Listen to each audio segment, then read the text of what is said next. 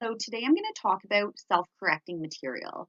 So I'm going to be talking about what self-correcting material is, and I'm also going to be providing an example of a piece of self-correcting material that I myself created.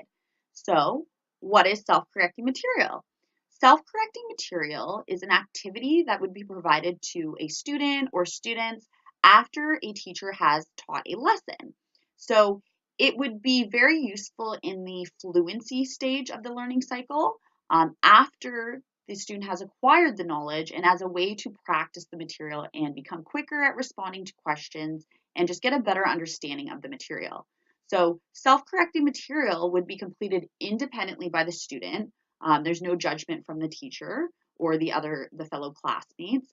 Kind of the most basic example of a piece of self-correcting material that could be made by a teacher would be a sheet of paper that has questions on one side, and the student looks at the material and is able to provide a response either kind of in their head or write it down on a piece of paper. Then the student flips over the material and the answers are on the back.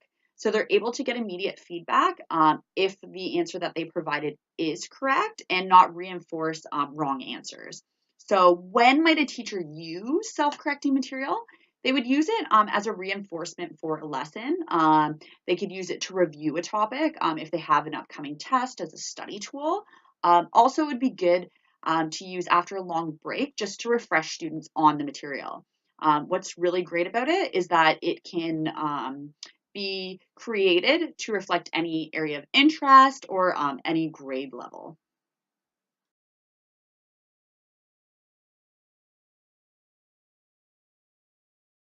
So now I'm going to talk about a piece of self-correcting material that I myself created.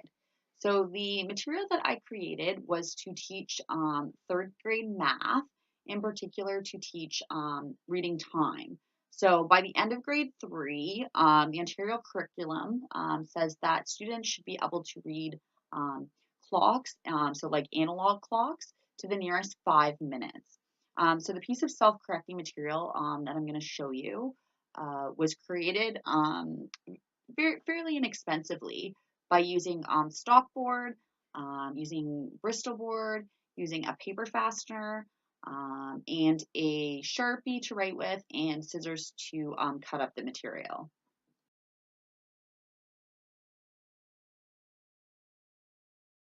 Okay, now I'm going to show you my self-correcting clock that I created. So the self-correcting clock does come with instructions.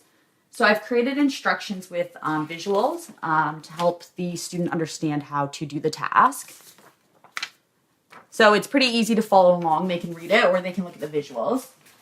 So back to my clock. The way the clock actually works is that you would spin it until the big hand and the little hand, so the hour and the minute hand, line up to different numbers.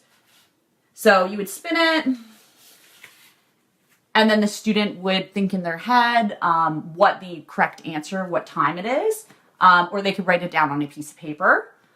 They would then open the flap and compare the answer that they had with the correct answer. So if they got it wrong, they'd be able to see what the right answer is.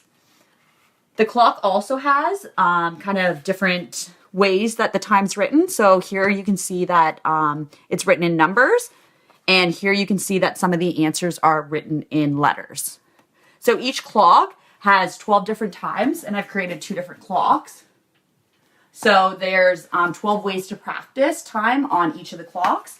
As the student's performing the task, they would put the date and they'd try each clock and see how many of the 12 that they get correct or incorrect. So this wouldn't be a way of grading the student, but it would be a way of this for the student to track their own progress. That way they can see if they're getting better and better and getting closer to mastering the skill. So yeah, that's my self-corrected material.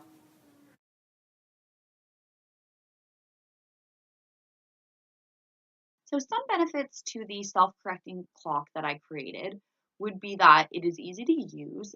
It only requires a couple steps in order to complete the activity. The student just has to turn the piece of paper in the middle and open the flap to see if they got the answer correct.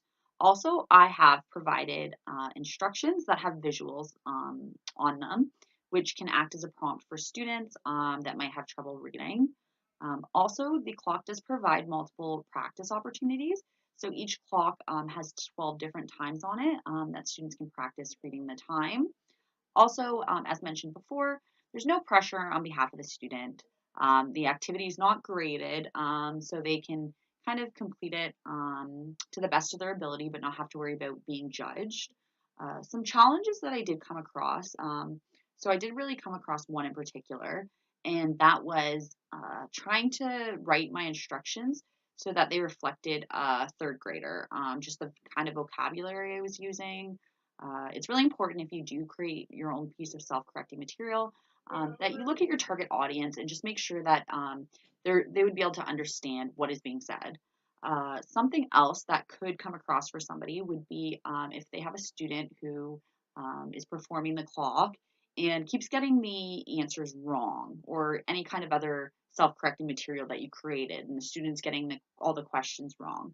Um, at this point, you might have to consider that the student has not acquired the basic knowledge in order to perform the task. So the lesson might have to be retaught or by the teacher to the student. That way they get a better understanding of it and are able to practice the skill.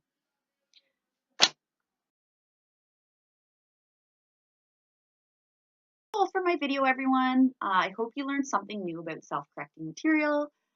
If you have any questions or anything, please feel free to contact me on my Contact Me page. Thank you. Bye.